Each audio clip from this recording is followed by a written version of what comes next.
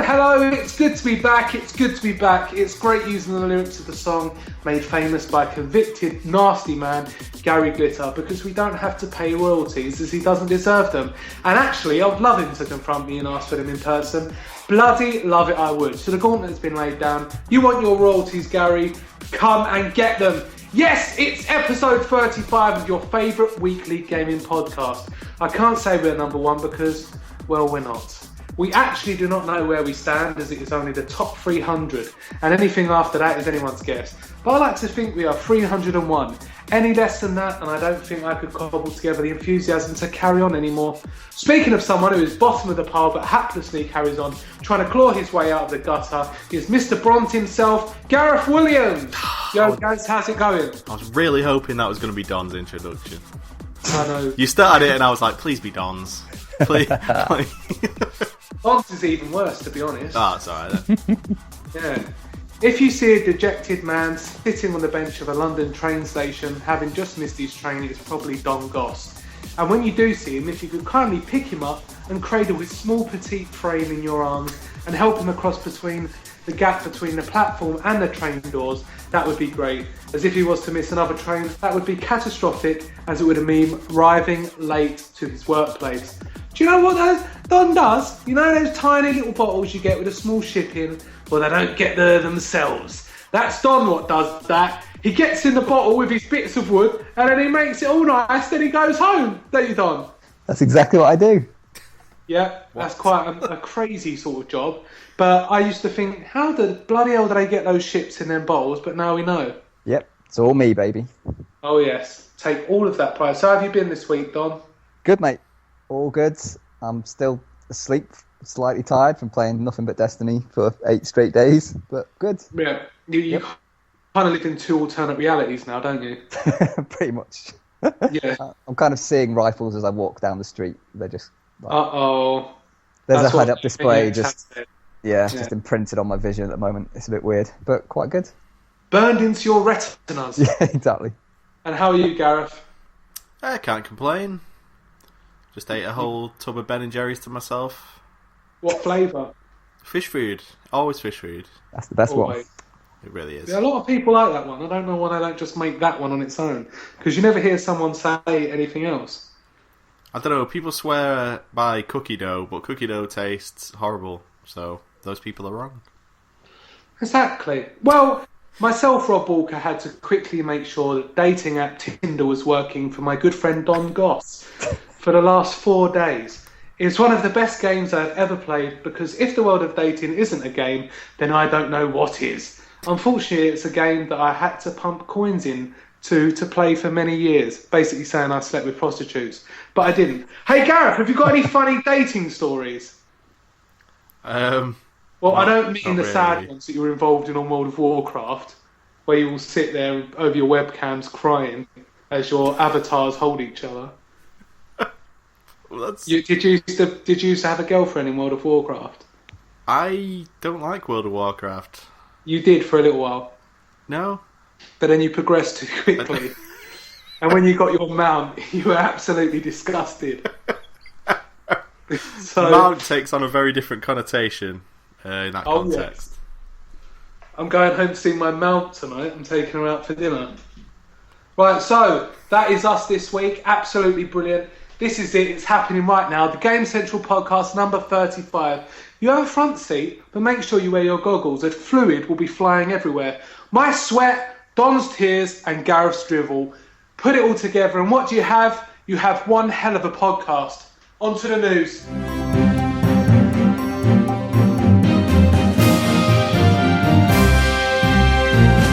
Well, Gareth, last week you done some great news in the fact that you suggested that there was going to be a rumour, and that rumour was that Microsoft were going to buy Mahjong, the absolute brilliant creators of the game Minecraft. But before we go on to that, Gareth, let's do your section, the suggestion of a rumour. It's not quite a rumour yet, as it has been merely suggested, but Gareth knows all about something that could yet become a rumour, as he works at the rumour mill, don't you?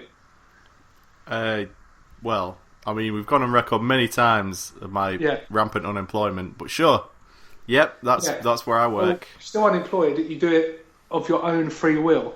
And it's sort of a voluntary work where Gareth will work in the mill and he'll suggest to people what sort of rumours they should put in the mill. And then he stirs it all up in a big stirring pot and then he just puts them out into the world. So what suggestion have you come up with this week to make a rumour? Well, I mean, I was spot on last week. You were spot on. So I'm thinking this week, Nintendo are going to announce a new handheld. It's going to be called the 4DS. Wow. And as we all know, the fourth dimension is time. Remember, this isn't a rumour. This isn't even a rumour yet. It's the suggestion of a rumour. So Gareth is implanting the suggestion of the rumour, and then we'll come back to it if it does turn into a rumour. Yeah, so the 4DS, you'll play as yourself tomorrow, and you'll go through your day as it will be tomorrow. And then when you wake up tomorrow, it's yourself playing as you from yesterday. So your day's already done. You've already done your day. So it's going to change the world. Everyone's going to be having stress-free days because they already know what's going to happen and they've already acted it all. But what happens if you get killed or raped, or both? Would you rather be killed and raped, or raped and killed? Wow. Probably killed first. Nice. No, but I like to think that if the rape's first, then you could kind of try and talk them out of killing you after. Whereas if you're killed first, there's just no sort of coming back from that. I think if it was like rape first, then a quick death, but a slow and painful death followed by rape, I think I'd maybe go for the rape, then quick death. Jesus Christ. This is horrible. What about a quick rape filled with a slow kill? No, that's not what you want. So you'd rather have a slow rape and a quick kill? Okay. Fucking weirdo. Right. Jesus Christ. On to our lovely news, Gareth, this week. We're probably under some different subcategory that no one's even thought of before, that's fair. But we're top of that subcategory when someone comes up with a name for it. Right, so Destiny is the biggest new franchise launch in history, Don. Now, you're really excited about this, aren't you? I'm really liking it. I'm liking it lots. No. No one asked your opinion, Don. We said you like the news that Destiny has become the biggest new franchise launch. I wouldn't take the people complimenting you. Oh, Don liked it so much that they've only gone and sold 500 million worth. Thanks, Don. Bungie sent their thanks. Good, so they should. Direct relation to the news, good, but I don't really care. Yeah. It doesn't affect me either way. I know, but then when you say to people that don't like Bungie, you can say, well, it is the biggest new franchise launch in history. Yeah, but... So you're in knowledge and you're I don't know what the word is because I'm too tired. There will be a few times today where I don't get the word straight away. So if you could help, Gareth. Okay. You know when you do something, but you're justified in your thing because you can back it up with facts, Don. But as we know, a big release doesn't necessarily mean it's a good game because somewhere that Gareth also works, other than a rumour mill, is the hype train. You know, he does that when he's not at the rumour mill. He pulls the hype train back home, and the hype train can be pretty powerful. I'm a ticket conductor on the hype train. Yes, what's a ticket conductor? You mean a ticket inspector? You don't conduct tickets. Yes, you do. You don't. If you said to somebody, ticket conductor's coming round, they'd know what you meant. It doesn't matter that I said the word special conductor. guy at the back of the bus. The ticket conductor's coming for me, love. You could say anything. Ticket director's on his way. It doesn't matter. Okay, the ticket director, the ticket man. Watch out! Here comes the ticket man. Right, Super Smash Bros. For 3DS sells 1 million copies in Japan. Do you want to take credit for this one, Gareth, as Don took credit for Destiny? Yep, it's all thanks to me. It's only been on sale a week, and it's already sold 1 million copies in Japan, which is quite a small country. So that's like probably about a tenth of the population. But Super Smash Bros. But it's not $500 million worth of units, is it? I don't know. Don, are you okay? You seem a bit down today. No, I'm fine. I'm just a bit dazed. Why are you dazed? Because I'm not really back in the real world yet.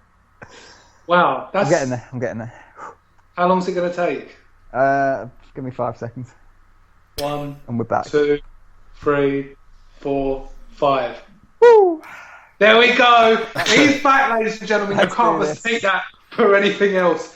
So it's good that Super Smash Bros. Sold 1 million copies, because it just shows that the support is there in Japan. Will it do as good in the UK, Gareth, when it does get a release? I think people who own Wii U's have been kind of waiting for it. Like, you know, Mario Kart, Super Smash Brothers, whatever Zelda game they bring out, and then a Mario game. Those are like the 4 that people give a crap about. Yeah, well, if you're going to buy a Wii U, that's what you're going to get in it, Gareth. Yeah, exactly. That's the whole reason to get one. You're not going to get one to play Assassin's Creed 4. Yeah, so it's pretty much guaranteed. And, it's going to make me buy a Wii U, so they're also going to sell a shit ton of Wii U's. So it's good thing to know. Everyone wants them. Well, I'm a pretty good indication. You are a good indication. You could say you're a console indicator. Or a conductor. No, it's not Gran Turismo. It's whenever I see GTA, I always say Gran Turismo. Who knows why? GTA 5 release dates and new features announced for the PlayStation. Overhauled visuals, which we can all pretty much say is a given. Vehicles, features. There's new features, but I thought vehicles would be a feature. You can't just say it's new features. Be more specific. And more players online. So it's going to be even more of a cesspit of people just trying to kill you. Sounds like Manchester. Manchester. You obviously haven't been to London. We're all a lot harder than anyone in Manchester. Oh, it's not a contest. Fucking hell. Sorry, I thought you were just making it into a contest. So, Don, are you excited to get Grand Theft Auto 5 again? Yeah, it's probably the next game I'll get from PS4. You're not going to get the new Forza? No, you can't. No, I can't. That's Xbox only. Yeah. So you haven't got many games coming out. What, are you going to get FIFA? No, I hate football.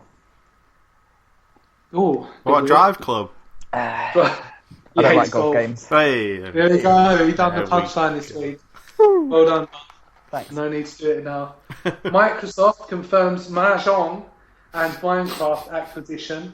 Gareth, something's very strange about this in that PlayStation are still going to be allowed to distribute the game on their systems. Yeah, well, Sony, sorry. It makes sense, you know. If you buy a product you want to make money off, sell it as many places as you can. Why would they take it off the PlayStation Store when it's still in the old market? Down the old Queen Vic. That's where we all hang out at the weekend. Me and Don were there last weekend. Yeah. Yeah. And, you schlig! That's what Don says. That's his thing. The thing I got in trouble at work today. Okay, go on. Basically, obviously I work in a primary school now, Mm-hmm. so it's a little bit more of my level rather than secondary school, like intellectually. And everyone had to do like a tree in their classroom. So obviously people were cutting them out and brilliant stuff like that. And I thought, I ain't cutting it out. I ain't doing no cheap cutting. I'm an artist. I'm going to paint it. And then I've done this lovely mural on the wall. And then my line manager calls me in and she just says, oh, look, Rob, I know you've only been here a few weeks, but we can't just go around painting on the school walls. And I said, oh, sorry. Did you get in trouble at work this week, Don? Oh, not yet, but then they haven't discovered the body I stashed in the filing cabinet yet. So I'm just waiting for that one to kick off. Yes. Yeah, and it will probably kick off as well. It depends on the name. If the last name begins with a Z, they'll never find it. There you go, that's really good. That's a good filing joke for you I there. stuck it under Z. I'll do that in future. Yeah. Good tip, Gareth. Good tip.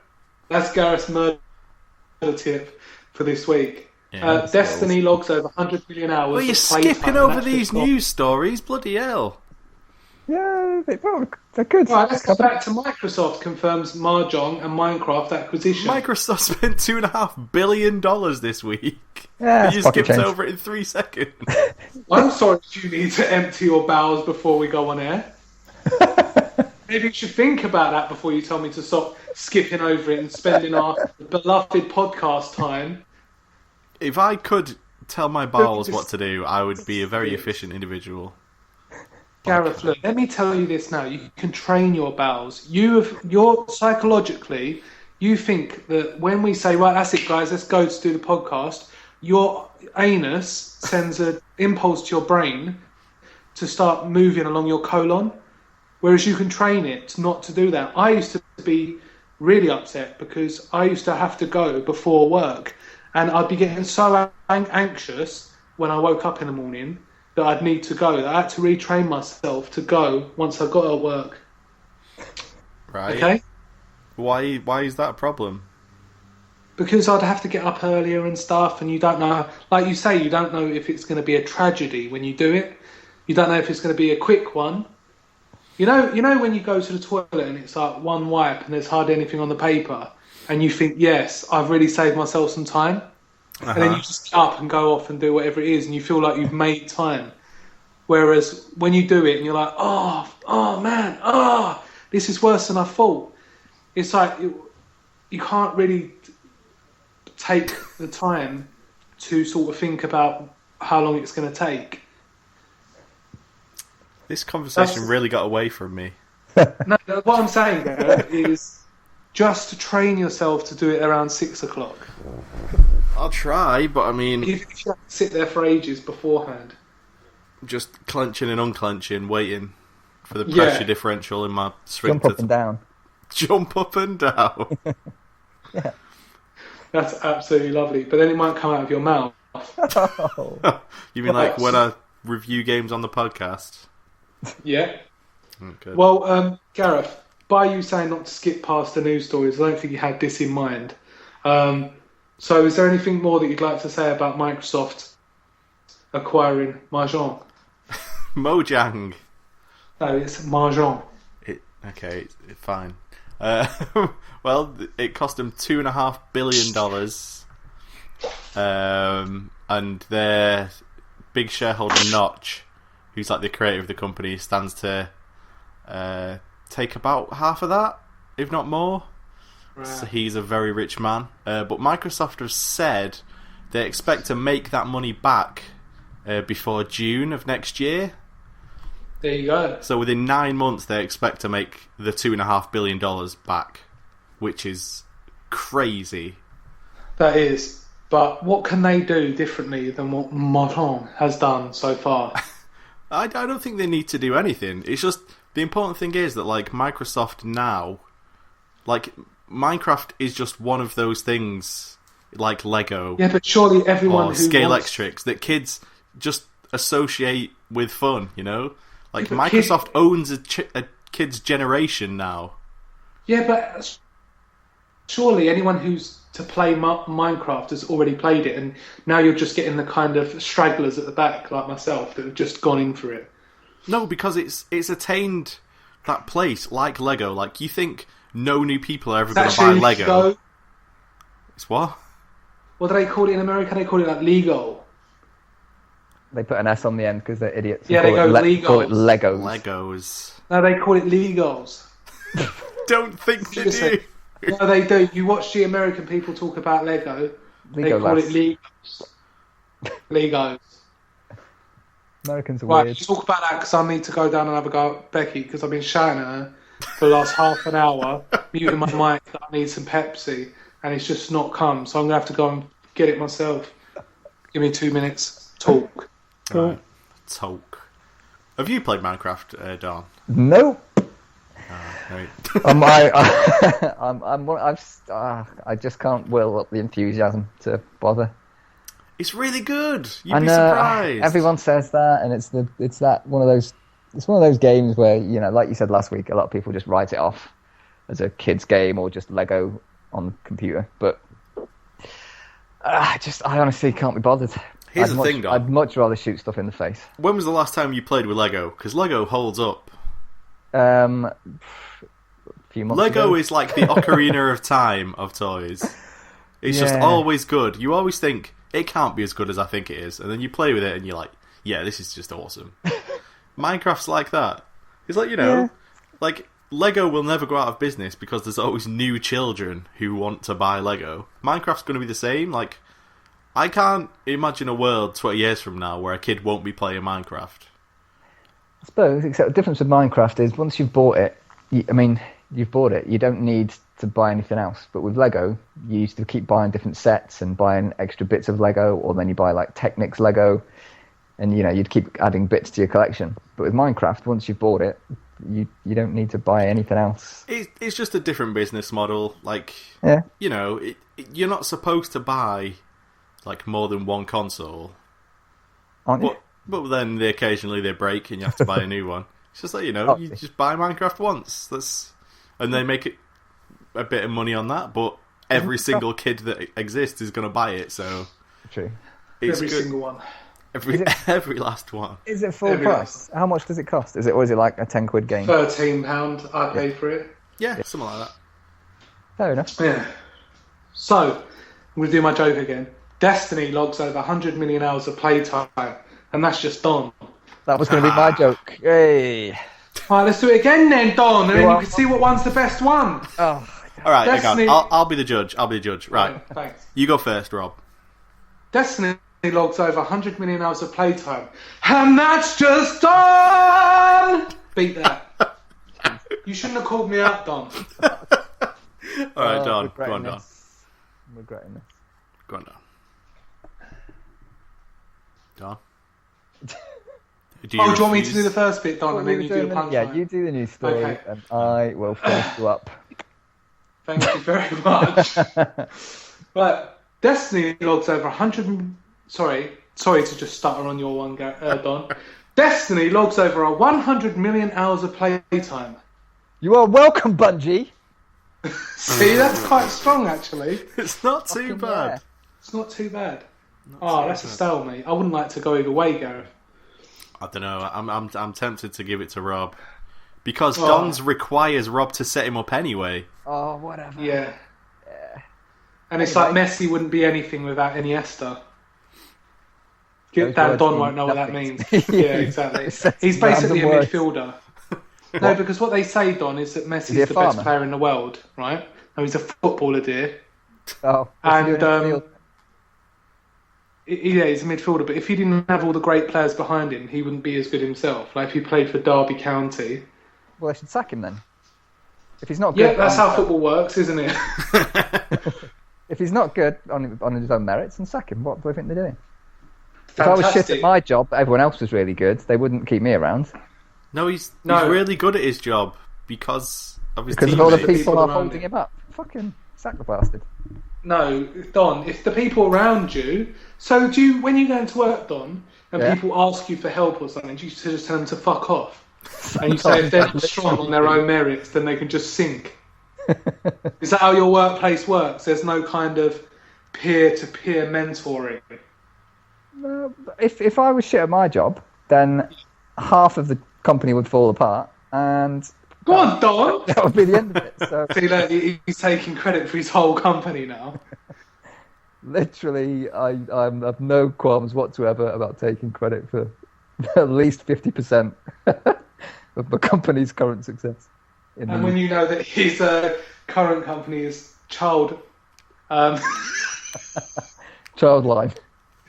No, it's not actually. It's hang on. Oh, fuck's sake, Gareth, that was a good joke. I don't know what you're talking about. I know. What's the thing when you take a kid from somewhere else and take him somewhere the other? No, not kidnap. An orphanage. Foster parenting. No, that's not your business. Kidnapping. Child abduction. Trafficking. That's it. He was going on about obviously he makes up 50% of it and blah blah. I was going to say, well, when your business is child trafficking, no, it doesn't work. It doesn't work at all. Just take all that out, Gareth, please. I would definitely not take that out. He never takes it out. He never takes it out. Fuck. But he did do my taste test. He put that back in. Yes, he did. Right, so, I'm not too impressed with all this business about 100 million hours played. If it's the biggest selling game, or the biggest new franchise selling game, then it stands to reason that it will have quite a lot of online hours, seeming as it is an online game. Yeah, it's just pointless bragging. It's basically maths. Yeah, basically maths. We can move on. Well, Goat Simulator, and now on iOS and Android. You love Goat Simulator, don't you, Gareth? It's fantastic fun, but I'm not sure how it'll be on a phone, which will be interesting. Unless they equip it with the motion sensors and you can shake your phone and it will cause it to rattle around a bit like on the phone, it's going to be a stuttering piece of mess, and I think the frame rate is going to be awful. You're not going to be able to do anything. You're not going to feel like you're in control of anything. It's just going to be crap. Well, it is only like £3, so it's not too bad. I might get it, see what it's like for next episode. Who knows? I've got some good Android games. I'll review them in a future podcast. Oh, you're just going to step all over my toes the second I suggest a feature? Yep. You review Goat Simulator, and he's going to just review loads of Android games. just to be awkward. That's fair. That is fair. Right, so I think that's about it for the news this week. Yeah, it's been pretty quiet. It has been pretty quiet, but, we're here to look for it so people don't have to. I'm pretty annoyed that Grand Theft Auto 5 on PC releases like 2 months after the consoles. That's annoying. Got their priorities right, mate. Priorities. Yeah. Oh. Yep. Consoles are where the money's at. Everyone knows. Have you evacuated your bowels again? It did sound like it.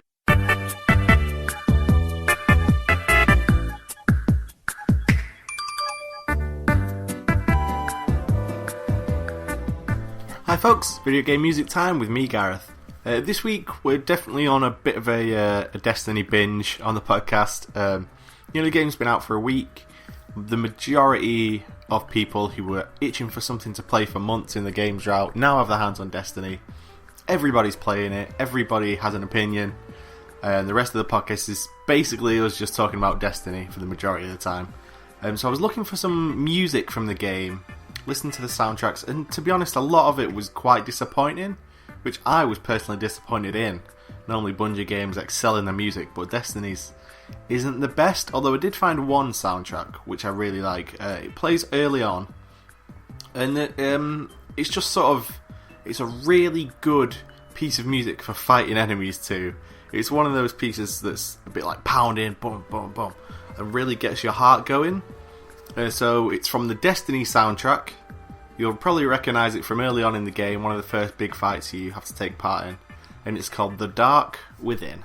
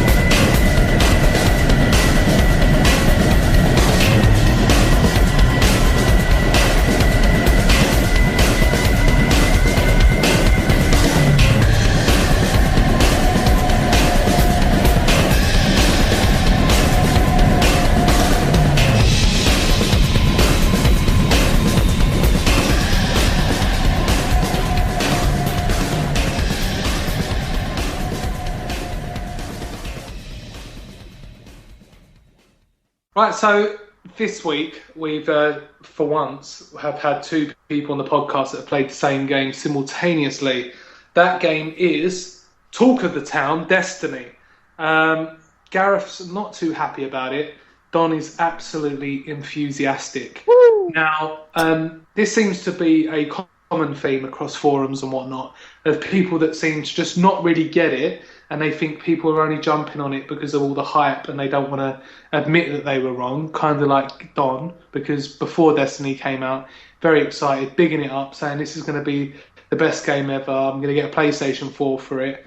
Is Don fooling himself because he's shelled out for a PlayStation 4 and he needs to convince himself that he's actually enjoying the game? But then on the other side, we have Don Goss, who loves the game and he actually preaches for everything that is good. Is he right in saying this? Is it actually a good game? Or is his judgment clouded by the outlay that he has spent? Gareth got his game for free because he performs favours for various gaming PR people, and Don actually paid around £500 for the privilege on his new console. So obviously both of them are going to be pretty biased, but we're going to be cutting it down to 3 segments in which, what should we say, how long will you get to argue your point? 30 minutes each one? 30 minutes would be pretty good. Yeah. Can we go maybe 45? 45 minutes. Could you talk about the gameplay for 45 minutes on your own? No. I'm saying there's hardly any gameplay to it. Right. So, Gareth, you have 1 minute to tell us why the gameplay in... I was going to say Don. The gameplay in Destiny isn't all that it's cracked up to be. My 3, gameplay is great. 2, 1, go.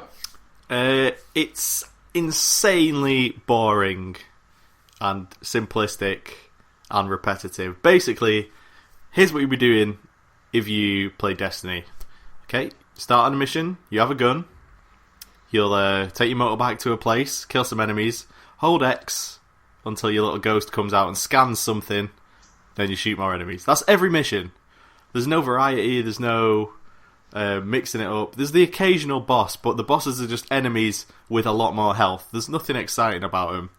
If you like going to an area, holding X for 5 seconds, and then go into another area and hold an X again, then maybe Destiny's the game for you. I just want a bit more out of my games. Still got 10 seconds, so just do a song or something.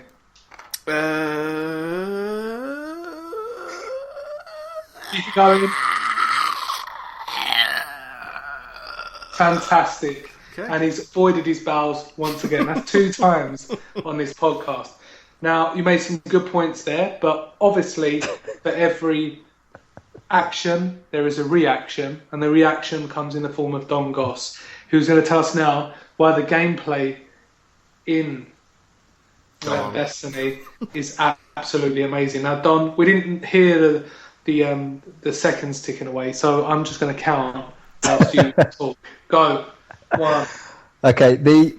Obviously this is a first 3, and foremost. That's not distracting 4, at all. 5, That is so bad. 6, 7, 8, The shooting mechanics 9, in this are pretty 10, much 11. spot I can't hear you, Don. 12, Fucking hell. 13, Jesus 14. Only joking. You can't do that to someone because that is called biased.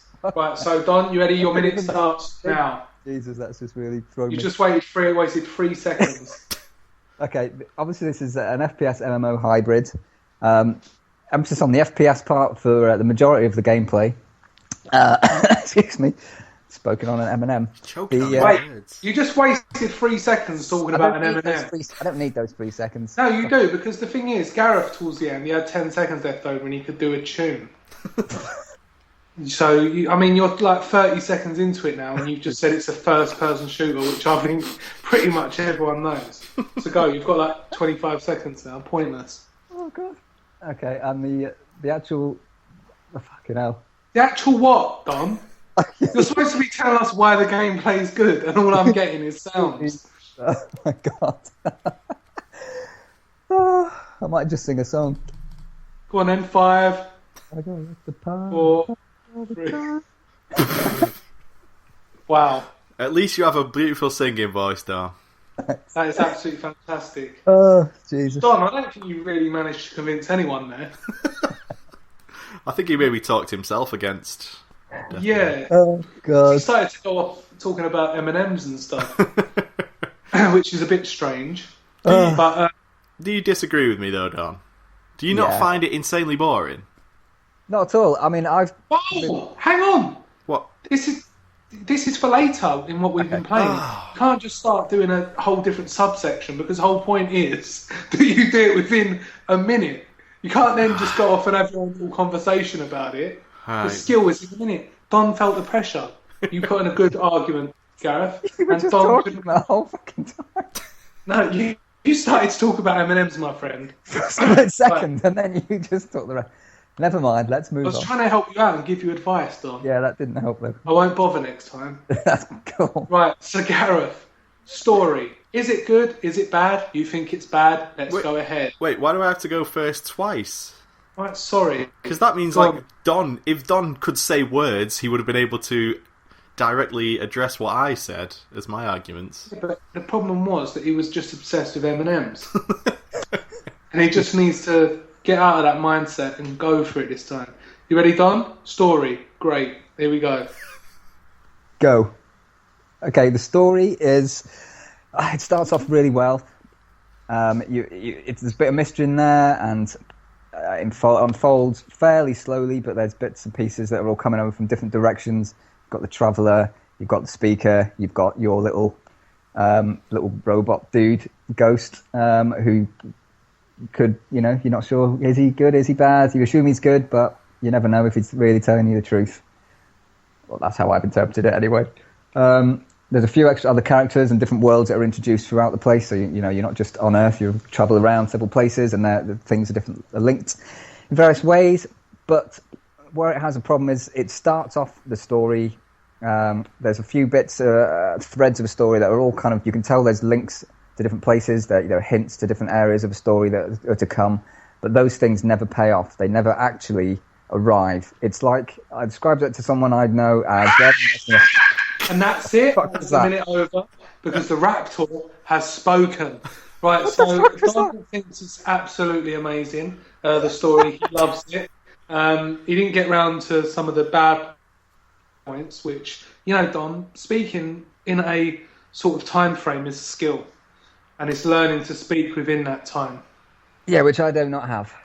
Obviously, because you set up your speech, and then when it got to a minute, you then went on to, and then I was speaking to someone about it, and my point was, you were ready for another few minutes, weren't you, mate? Yeah, you ended with and then I said this really interesting thing to my friend. The entire. Now I'll get through to what I was meant to say. Yeah, the entire point that I was actually going to make was that final. No, sorry. No, Gareth. I know it's not happening. I'm just saying. Yeah, the whole point you were supposed rather than just saying that one point and that being it, I was trying to fill the minute, but I have no idea. I have no timer. I can't. Like I said, it's not beyond your capability to get a timer, though, Don. There are various ways in this futuristic world that we live in. Have you not got an egg timer? I thought that'd be the sort of thing you'd have on you all the time. Skype shows you how long the call's been going. I've got that switched off. Well, why are you speaking on it then? The screen is switched off. That's a bit weird. Oh, fine. Gareth, you're not allowed to look at a watch. You can't tell me what to do. How do you know he's not, though, Don? This seems really biased against me. Gareth, you have to turn on your Skype camera and point the camera at both your wrists to make sure you're wearing a watch.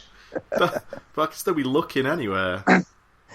Okay, well, attach a camera to your forehead so we can gouge out my eyes. Yeah, make yourself permanently blind. Right, so the story, Gareth. Are you ready? 3, 2, 1, go. So the thing about Destiny's story is that Destiny doesn't have a story, and the fact that people think it has a story is hilarious to me. Here's what they want you to think the story is in Destiny. Mankind found this big sphere, and then it made us really technologically cool, but there's evil beings trying to kill the sphere, but actually nothing happens. Nothing of consequence happens throughout the entire, taking place in the entire game, and it's because your character has to be one of millions of people playing this game.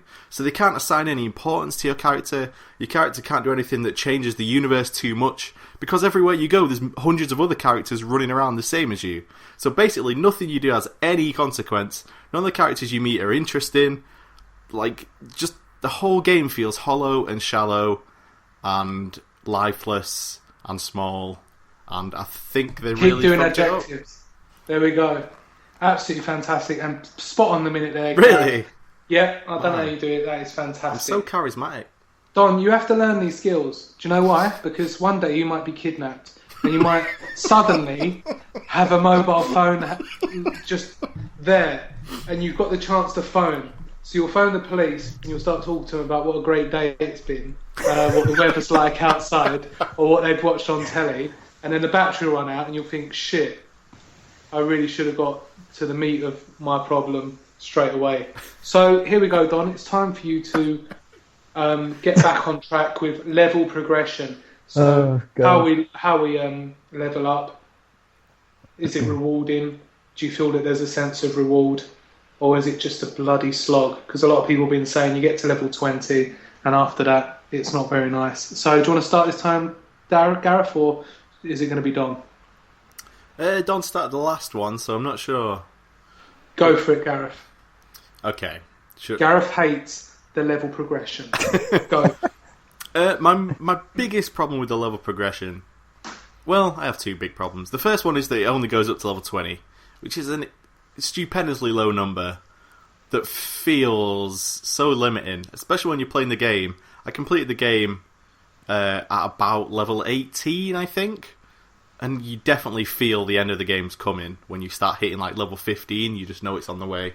The second thing is, leveling up your class is very strange. Like, you don't necessarily get upgrades when you level up. You have to earn points towards them that can come sort of... You might get 2 upgrades per level, or you might only earn half an upgrade whilst you're earning XP for a level.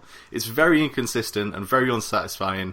Like, I'm level 20 and I still have a lot of stuff to unlock in my class, and I just don't feel like what I've been working towards has been satisfying at all. Absolutely fantastic. Bang on again, Gareth.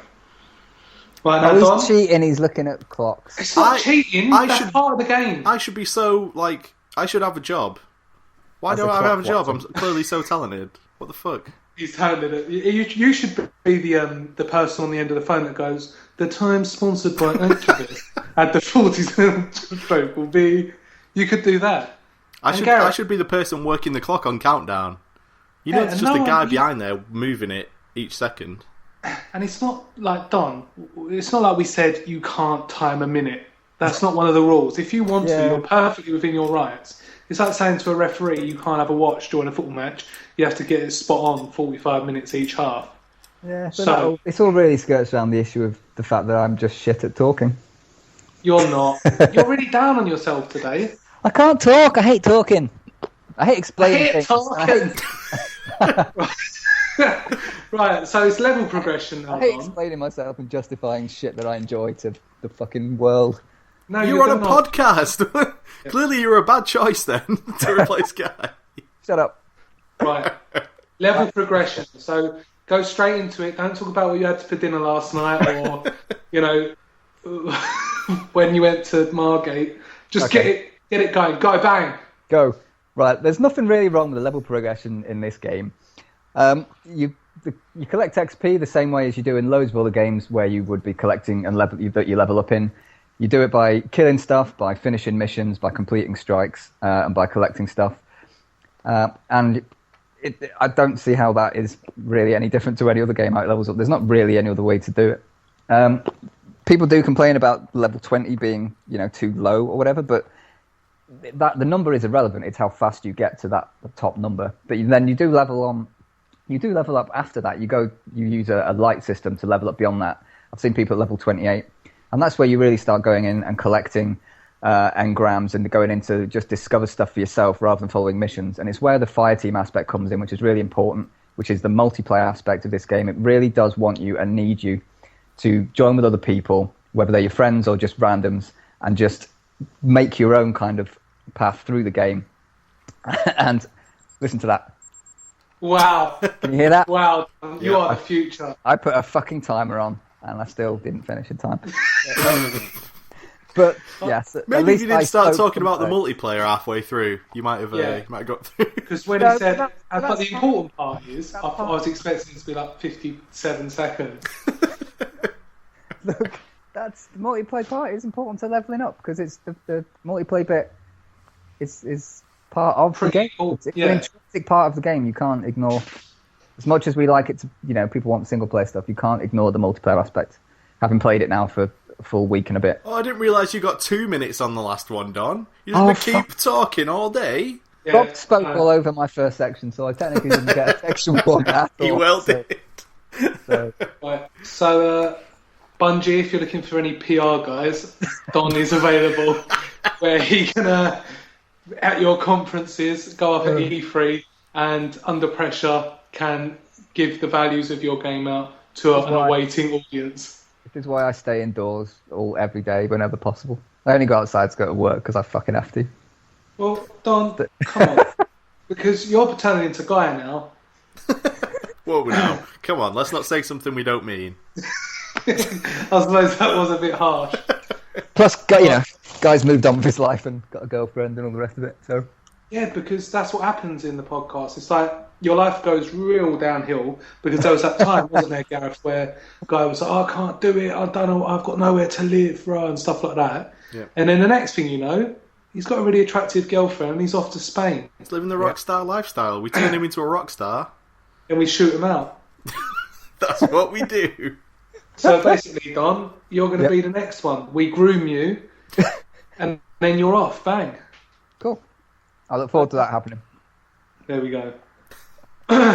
You'll be dripping in clunge. Jesus Christ. You will look like Neo when he comes out of that pod in the Matrix. You're absolutely amazing. You look like one of the inhabitants of Pompeii. Oh my god.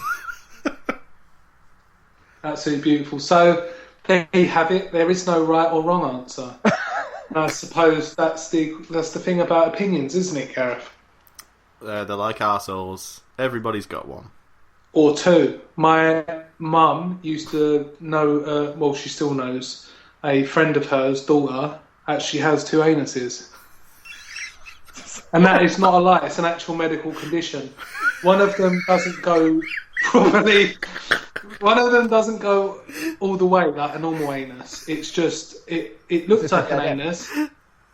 Yeah, it's just basically a dead end. Where is it? Is it on like her elbow or something? No, it's literally just above her other, just under her tailbone. Really weird. Oh god, you know what that's used for. Well, maybe, but she's quite young, so... Oh. There you go. Didn't they stitch her up when she was born? I mean, because that happens to kids sometimes. They have that defect, and they normally just stitch them up straight away. I don't know. It's none of my business. I'm not going to go around. Maybe you thought it'd be Stop really about it. useful. It's like a good Hi, you place to don't keep your know me, lipstick. but I'm one of your friend's sons. I just wanted to come around and talk to you about your young daughter's other anus. Yeah. But on the plus side, in the future, she'd make a really good drugs mule. There you go. Fantastic. So it's not all bad. Not all bad having two assholes. It's not. It's not. But anyway, that's the end of the Destiny. Christ. What would you call it? A Destiny? Head-to-head, I'd say. Head-to-head is a pretty good name. Clusterfuck. A mind fuck. Deathmatch? Yeah. If we need a name for this feature, Deathmatch If it would ever be pretty comes good. around again, it'll be called the Head-To-Head Deathmatch Grudge.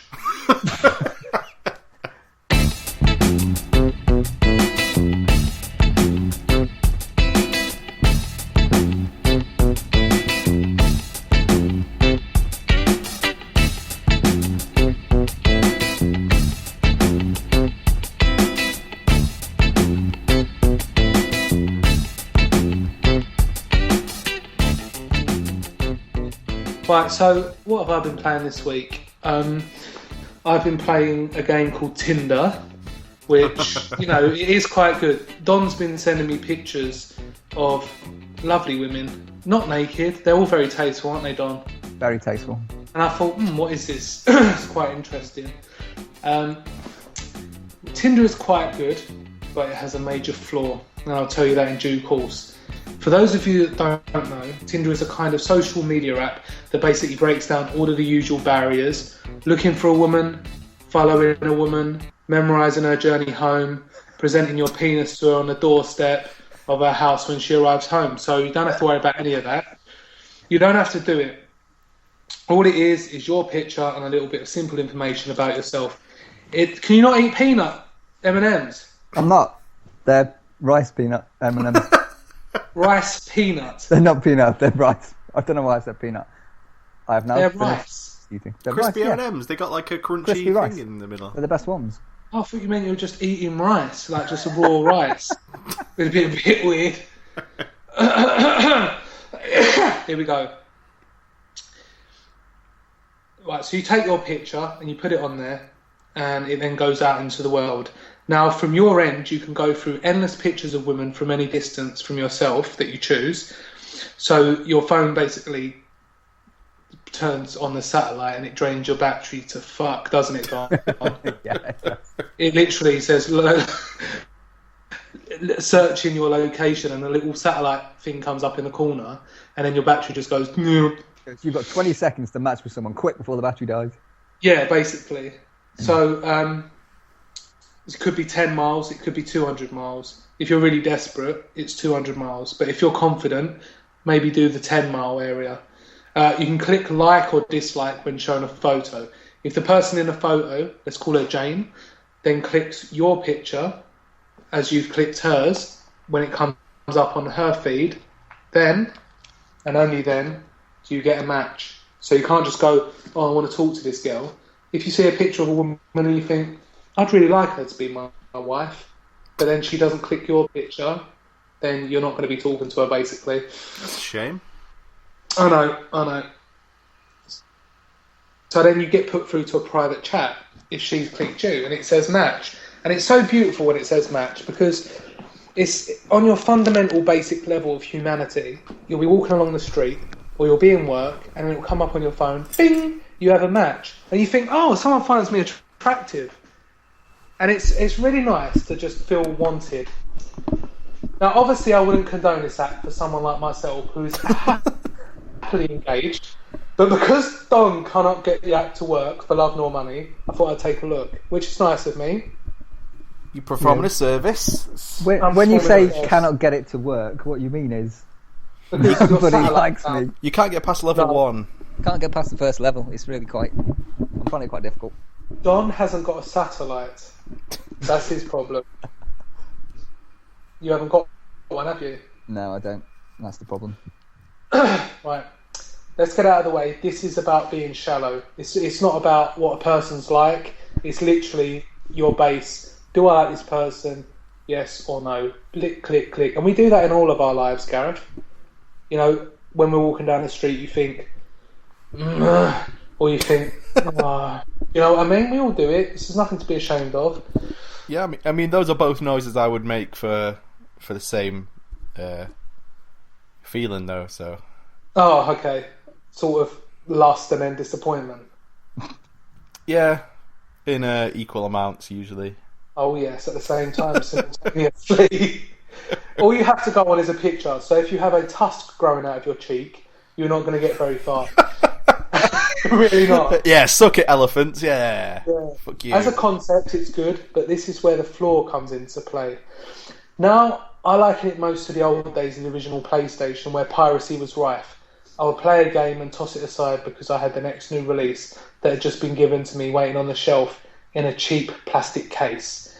You feel no sense of pride or attachment to these games because it's easy come, easy go. You'll be talking to one girl and think, hey, this is going nice. She's a pretty nice girl. If I wasn't engaged, I would like to maybe ask for a number or invite her out on a date. But the next thing you notice is in your notifications, another girl has popped up in your newsfeed as a match. And out goes the previous girl and in with a new. Okay, and that's the problem. In that it's not just me, but it's the problem with everyone on that app. Yeah, I don't have that problem. You do have that problem, Don. You're just joking. At the time of the podcast, I have about 3 days I've had it, and I've acquired 37 matches. And that is way too many to even think about having a meaningful conversation with. and you can't stick to just one because it's like Christmas. And soon you start mixing their names up. Like you're like, "Hello, Dawn," and she's like, "Who's Dawn?" "Oh, Jane." You get told off. You stop seeing the girls as human and just information. You don't form a human relationship, and it all becomes pointless. You can't maintain a meaningful conversation with 37 people, and when there's new ones coming in on a regular basis, it just becomes pointless. A girl you might have liked talking to suddenly stops communicating with you, and it's probably because she has 50 guys she's speaking to. Let's put down our phones and our technology, Gareth. We are human beings, not robots. Let us touch each other's glands in the street, not on the other end of a PC screen. Let's look into that potential lover's eyes as we make them laugh, not simply look at the letters, LOL. Let's not hunch over Skype, holding our penises up to the camera, because you think it's cam sex. We were can given you our please senses stop for doing a that reason. during the podcast, please? But the most important one, common sense, is the one we all overlook. So, guys, these are not the way forward. So you don't like Tinder? Well, how would you review Tinder? I've reviewed it as what it is. It's a game. And I know people thinking, is it a game? It is a game. It's a social game, and it's a game that people play with each other. And they play it every day because they're bored. And, wherever you go now, whatever you do, I was queuing for a bus this morning, and there was a long line of people. I look up, and everyone's on their phones. And you think to yourself, how are people going to ever meet each other? Because we're relying on things like this, and there's nothing to it, and everyone's meeting everyone, and everyone's matching everyone else. And at the end of the day, it's just not good. And, Gareth, who says that one day... Not you, sorry, because you're in love. Don, who says that on the way to your train tomorrow, you don't bump into the most beautiful girl in the world and fall in love immediately? Yeah, But it's you not won't. like that. I live in Essex. Yeah. but she's going to be coming to Essex for the day. But the thing is, she's on her phone, so she hasn't noticed Don. Yeah, because that's definitely what's happening. Yeah, and she's I like this. This is what... she's talking to Cyril on the phone. So she's missing out on everyone in the real world. And the thing is, sorry, Gareth. It's more likely she's talking to you at this point because you've matched with every girl in a 40-mile radius. So. I've cleaned up, son. But on a serious note, the thing is, it's very strange, and it's almost as if we're relying on technology to do everything for us now. We get in and we put on a sat nav, or we do this and we do that, or we go on the internet to find out the answers to all our problems, or we expect to just press a picture of someone that we like and then talk to them and expect something to happen, when it doesn't, because there's a thing called body language, there's all sorts of things, and none of this will ever beat just sitting down opposite another human being. My Becky, for as much as I insult her, I love her with all my heart. And, that's not because I talked to her on some crappy little app. That's because I got to know her over a process of weeks. And in the end, we found each other irresistible. But it wasn't forced. It's natural, and that's what we're going away from. I don't know what the point I'm trying to make is. It's quite a deep one, really, and it's something that we're all going towards. And it's a very dangerous future, in the fact that we're not paying attention to anything that's going on around us while we're outside, but then we get angry and try and use technology to sort out all our problems. We don't bother going out to pubs to meet women, and we'll make the effort because we think we can download some crappy little app and it's going to do it for us. That's not the future, my friend. No, but it can. Like, the reason we want technology to do everything for us is because it fucking can. No, it can't. Not on a human level. It can take us from point Who cares A to about a point human B. level? Humans are the worst people on the earth. Oh dear. Here he goes. Mr. Bloody... You're normally really happy about life, Gareth, but something seems to have twinged inside you. No, I'm happy about life, but I think technology is incredible. And I What, think, so you agree with things like Tinder?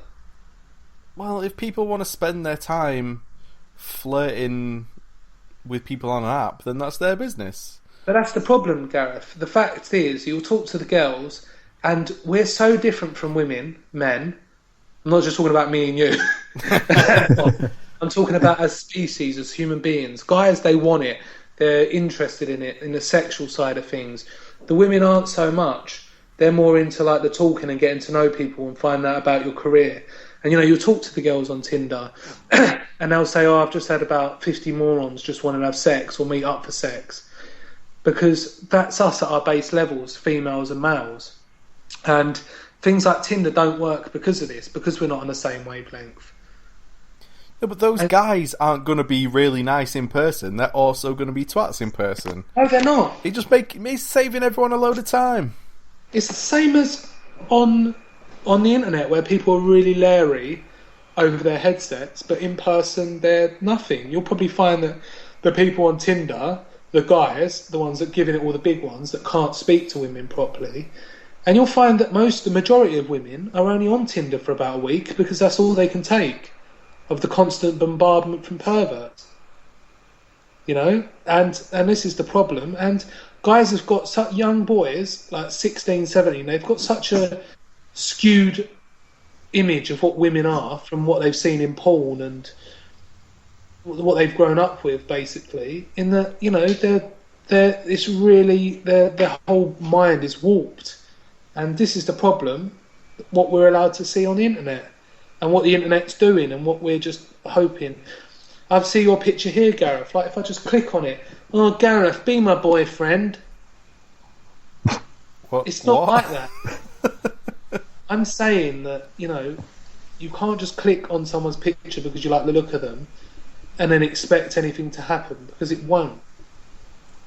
And Tinder, it's not like Match.com. Match.com's okay because you can talk and then you get matched up. On this, it's literally, do I find someone attractive, yes or no? Chances are they're really boring. So don't download Twat. What's it called? Tinder. Yeah, so I didn't think it was called Twat. It might as well be just called Twat Button. Twat Button? That would be a good name for it. Yeah. Because, guys, let's face it, women aren't going to want to have a one night stand or come over yours for some casual sex. Women want a guy that's going to be able to provide for them, be nice, and that's the problem. We don't mature at the same rate, Gareth. I don't think I'm mature at any point. But that's the problem. Like, girls, when they're 19, 20, they want the guy that's the bad boy. They want the guy with the car. By the time they're like 25 to 30, they want a guy that can make them laugh and a guy that can make them feel mature. The guy that can make them feel secure, sorry.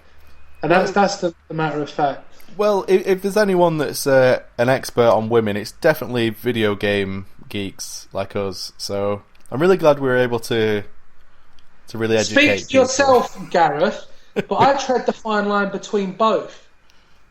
Okay. Yeah, as you saw when I was speaking to that woman about the play arts figures that I like. Yeah. Yeah? I think she thought I was pretty special. I'm not going to take your figures, don't worry. You only want me because of my figures. What the fuck are you talking about? Didn't you see the conversation that I posted up that I was having with one of the ladies? Oh, my phone doesn't do pictures very well, so I don't. Yes, basically, she said to me, "What are you into?" I said, "I'm into computer games and collecting action figures. Are you still interested?" And she went, "Don't know so much about the figures." And I said, "They're not just any figures; they're Play Arts Kai." And she went, "Oh, that's okay then." and I said, like, she knew what they were. Yeah, that's fine then. That's cool. Don't worry about it. And then I forgot what I said, but she said something, and then I just shouted, "You're not taking my figures." That's all she wanted from me for. And I think that's about all I've done, really. I played a bit of Borderlands and FIFA, and that's about it. But I'm interested in this whole thing, and I'm going to solve this whole technology problem. Okay. I'm going to build some sort of machine that takes it out, but then it comes back from the future to try and take me out when I'm in my mum's womb. Okay? You thinking of a coat hanger? No, something similar to that. I think it's Terminator. So you're saying he should have used the coat hanger on Sarah Connor? Maybe just travel back a bit further. Yeah. Oh no, wait, no. I'm thinking of Terminator 2. I was thinking he should have travelled back further than Terminator 2, and that's the first Terminator. Is that? But what I think is he should have just transported to when Sarah Connor was young and just booted her in the face one time. Do you know what I mean? Also, or kill Sarah Connor's mum. In Terminator, what if Sarah Connor hadn't been in the phone book? Mm-hmm. What would he have done then? What would he have done? You would have thought they would have had better technology back then. Because that's the only right reason he found it, was because there were 3 Sarah Connors in the phone book, and she was one of them. If she hadn't been in the phone book, you'd have just had to wander around Los Angeles in 1984 or whatever it was, buy a pizza. So dangerous. And you look back on these films now, and they look so ancient. It's like I was watching the film Assassins with Stallone and Banderas. Have you ever seen it? Yes. No. Really good film, but the computers and stuff look so archaic.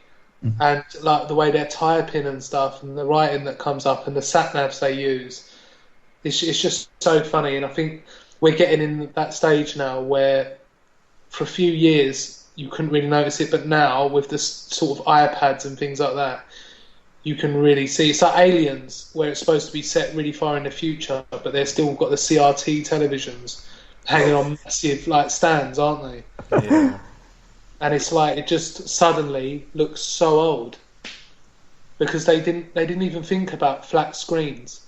Like in the future, we're going to have flat screens because we don't need this massive catheter ray tube in the back. I like the ones where they've tried to envision a future, and they've done that by putting keyboards on all the walls because that would be useful. That would be the future, but we still don't know that yet, Don. So in a few years' time, when everyone's got keyboards on their walls, you're going to look pretty silly.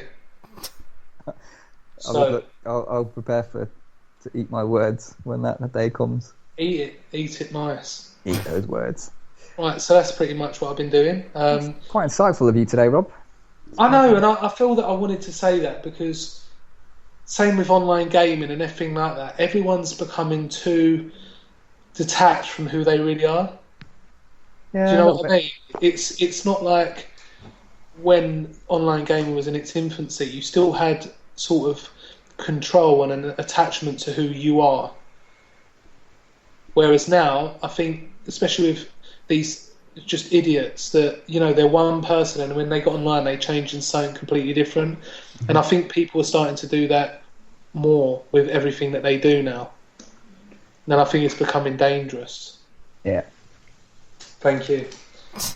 So you two just talk about Destiny now and I'll start going, oh, every now and then. So what have we been playing this week, Gareth? Well, I've been playing 2 things, but I think the thing that we need to talk about is Destiny. Dun dun dun! This is my Destiny. Don, Don, Don! Oh! Oh dear. That's how it's going. So Don, I gather you're fond of Destiny. I do like it. It's not perfect by any means, but I'm having a lot of fun with it. I've done nothing but play Destiny since the Tuesday it came out, so like 8 days ago.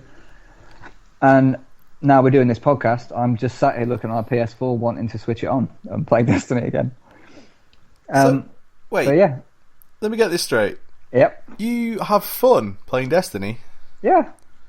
Huh. That's weird. It is weird. So I'll tell you why. Sorry, can I just get something out of the way before you go off on a tangent? Do you think that, be honest, the price that the money that you've outlaid, okay, do you think, because I think psychologically, it's happened to me before as well, do you think psychologically that has an effect on how much you will enjoy something? And I mean, it's the same as if someone buys a t-shirt that's by Armani for £40, but it looks the same as a Primark t-shirt for £8. Do you see what I mean? But they feel the value in it, and they feel that, you know. I know what you mean, yeah. but I'm not. I'm not one of those people who is I'm fully prepared to be disappointed by pretty much Like- everything. Oh yes, we're on a regardless roll today. regardless of cost, to be honest. And because I pre-ordered this weeks and weeks ago, the money's been and gone out my account ages ago, and it doesn't really enter my mind what it cost. If I didn't really like the game, then I'd be pissed off, I suppose, and go, but not because of the money, but just because I've bought a game I don't like. If I buy any game that I don't like, I'm disappointed. If it's a £10 game off the Amazon Marketplace, if it's a game I'm looking forward to and I don't like it, regardless of how much it costs, I'm not beyond being disappointed with that happening. But in this case, the only thing that's really a letdown in Destiny at the moment is the actual story, the actual single player missions that the story that gets told, and the conclusion of it, because there is no conclusion. It's There's no story. There is a story. Nothing happens. Right, there is a story. The way Destiny has worked, and it's part of the reason why it's had a lot of difficulty getting this across, is it's trying to balance this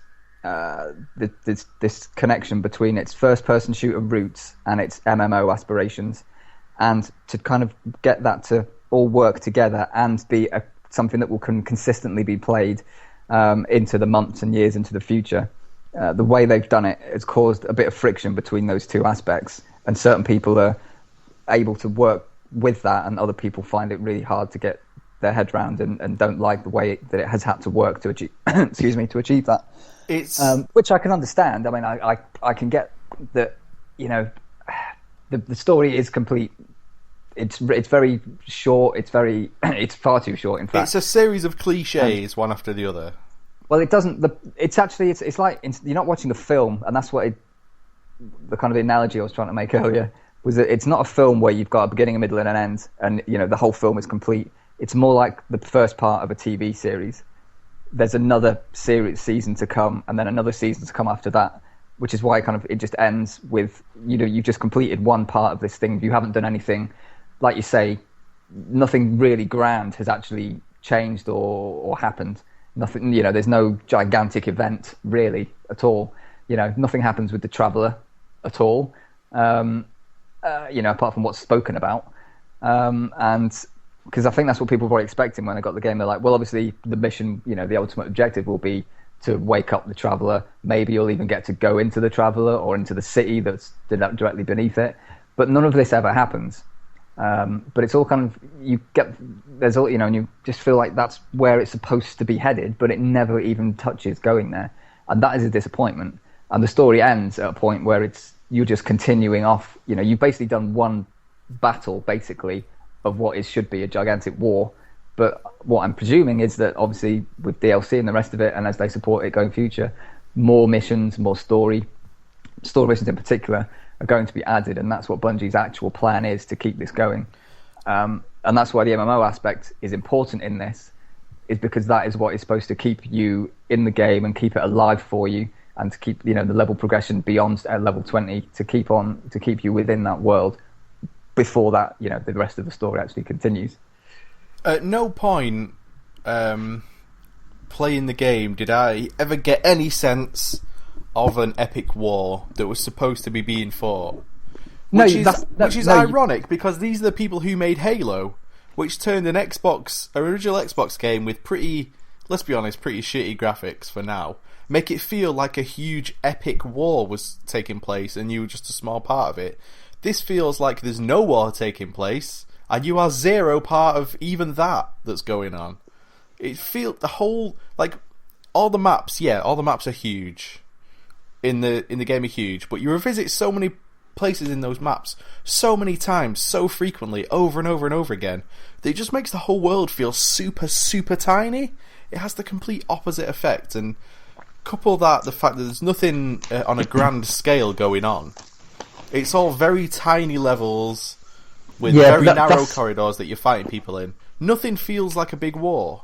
I mean, I know what you mean in that sense, but this is what I mean, as in comparing it to a TV series rather than a film, is that you don't get the whole climactic stuff happening. You just get one tiny corner of the world, happening in Series 1. And then Series 2, they're going to move off, to some other planets, presumably, and, the reef. Obviously, there's the whole reef thing. You visit there once to meet the Queen and her brother, who were plotting for some reason. They were talking about getting you into the Black Garden, and, she lets you in for some secret reason that is never revealed. Yeah. And so there's, and why is she leading a bunch of Fallen? That's never touched upon. It's just there. So there's obviously a whole bunch of story that's hinted at there. The whole thing with the War Mind, why that is still alive, why anyone's talking to it, how that thing is doing whatever the hell it's doing. That's another branch of it. But so there's all these little bits that are just set up. And you're right. I mean, the story doesn't pay off any of those whatsoever, which is why I can totally tell. It is a kind of really disappointing, because you start off that story and you're actually really near the end when you start. When you go to the reef, you're actually only a few missions from the end, and you think, well, actually, I've just gone off to meet some new people.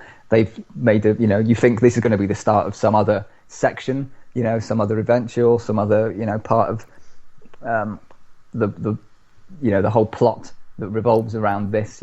Except at that point, you're like level 13, and you're like, well, there's not that many levels left. Well, I mean, that's where the crossover becomes an issue for a bit in the game, because I was like pushing level 20 by the time I got there, because I had just started off doing all the strike missions and then just doing the patrol missions, just wandering around, joining fire teams and stuff like that, and I've been leveling up just because I've been doing all this extra stuff rather than just going straight through all the missions. So I'd leveled up quite a lot more. So by the time I got to Mars and the final few missions, I was level 20, and I didn't die once in the final Black Garden mission at all. Me either. And a lot of the bosses that are in the game are kind of just bullet sponges a little bit. A little bit, which is, well, especially the fucking Nexus. The Nexus is a twat of a bullet sponge, and I hate him. But that said, yeah, that part is difficult to kind of, I suppose, rationalize in that sense. And when you put it against the way the story unfolds, it is all just left completely hanging. But there is stuff there. It's just they need something. They've put all the little kind of hooks in the wall. There just isn't anything hanging off them yet, if you see what I mean.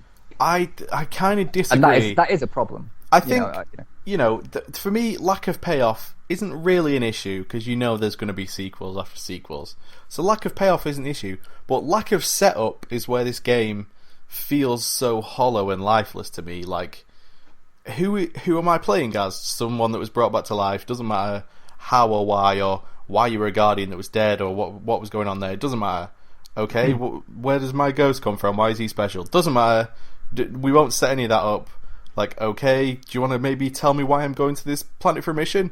Yeah, we'll have a brief sentence before you start the mission. It's like, it reminds me of Titanfall, where that game, you just played multiplayer games against another team, and then in the background it would just be a radio play that would tell you what the story was. But you completely don't pay attention to the radio play because you're playing the game. It reminds me of that. Like, there's basically no story.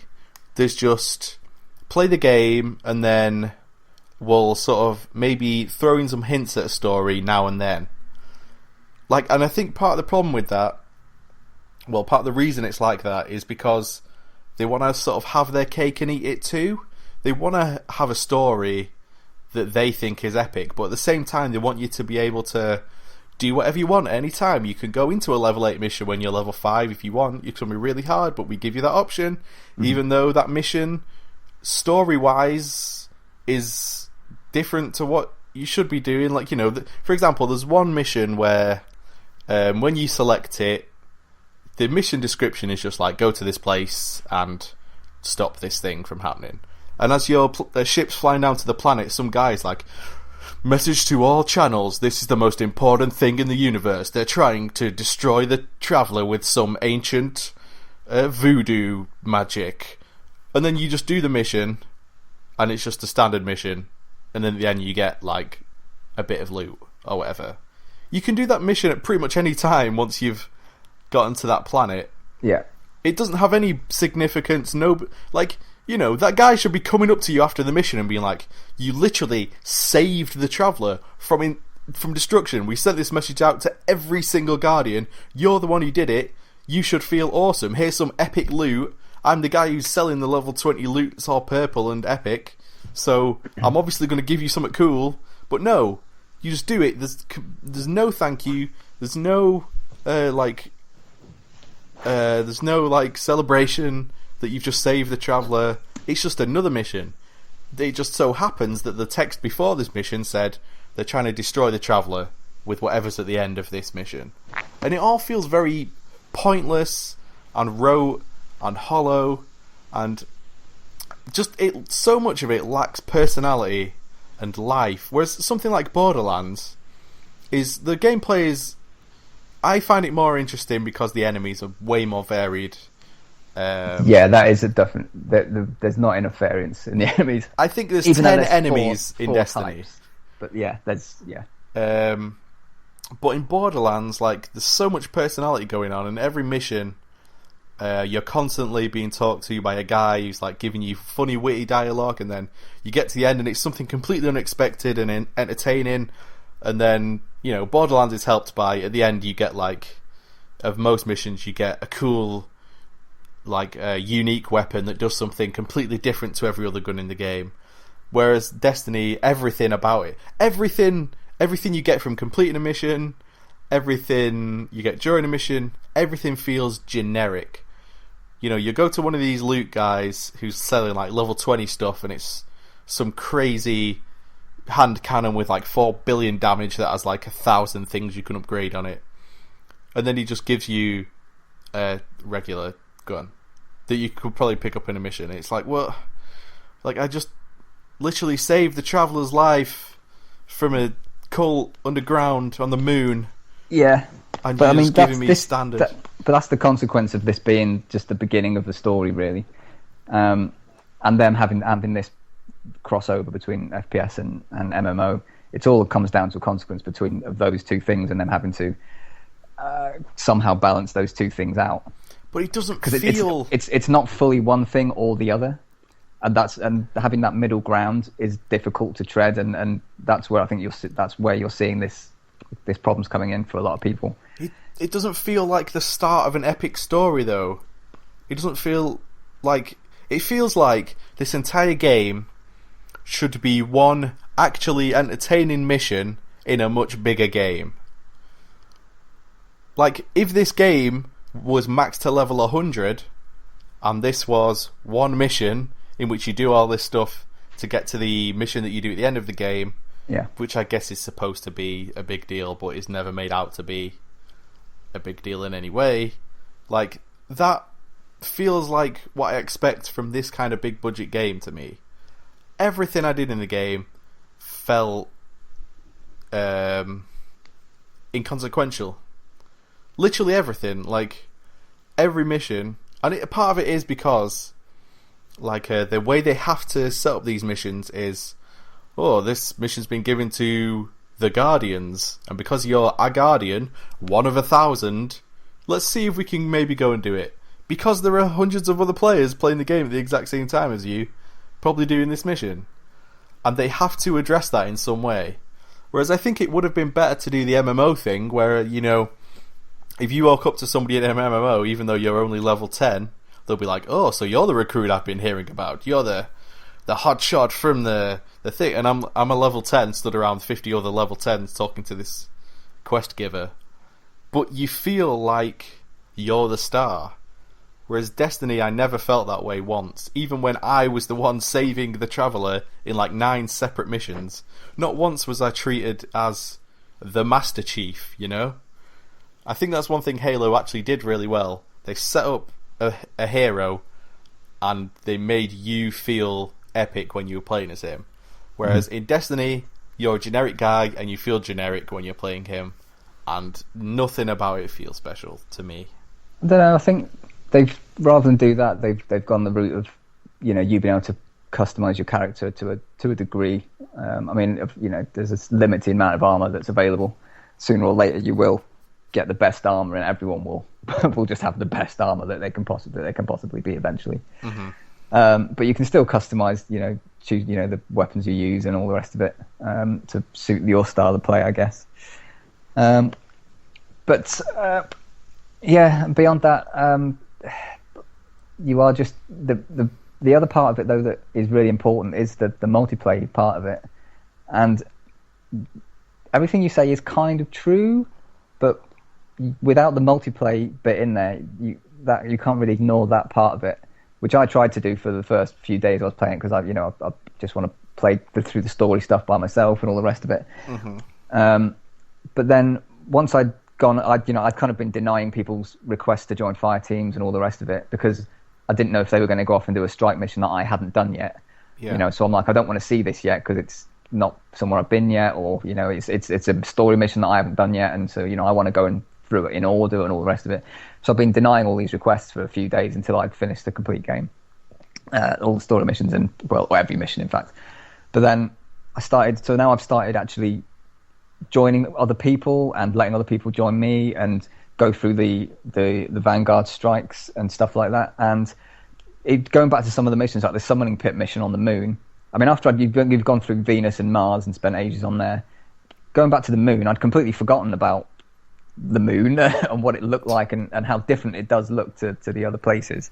And the color scheme is completely different, and it's a lot creepier. I will say, even on 360, it is a very, very pretty game. The graphics are fantastic. Yeah. It's insanely good looking. I mean, I quite often, I've just wandered around sometimes trying to take screenshots. You sit on the ground so the camera goes a little bit. You get rid of all your head-up display stuff and then try and get a decent angle to take a vista shot and stuff. And it does look absolutely stunning. But yeah, I was going to say, joining the fire teams and then doing the summoning pits mission with a fire team was insane, because it was pumped up to a much higher level, so the enemies were harder, and all three of us, complete random strangers, none of us knew each other, just bombing down there, and then getting to that final room where the giant beast is chained up, and we all just kind of got trapped as just hundreds of enemies, and we had at one point there must have been 10 fucking wizards and a whole bunch of acolytes all trying to get through the door, the little door that goes into that big area, and we were stuck in the little ante-room just outside it, and we couldn't get through. We just kept getting annihilated, but it was hilarious because we were just the sheer number of enemies just piling through there and all getting trapped and just constantly dying, and then having to revive each other and keep that, because if all three of you die, then the strike is over. So as long as one of you can stay alive, you can.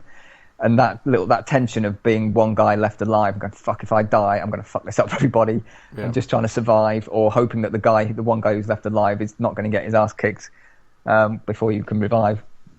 It does add a really good deal of adrenaline and kind of anticipation to the matches and excitement, because the teamwork aspect of it really does elevate those missions way above just doing them on your own, especially on the harder difficulty levels.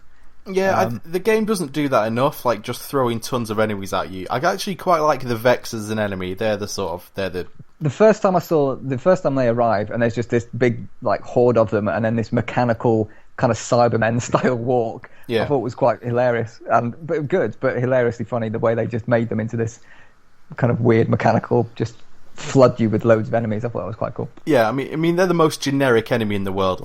These robots share one mind, and they're it's the most generic sci-fi bullshit in the world, and they use them very generically.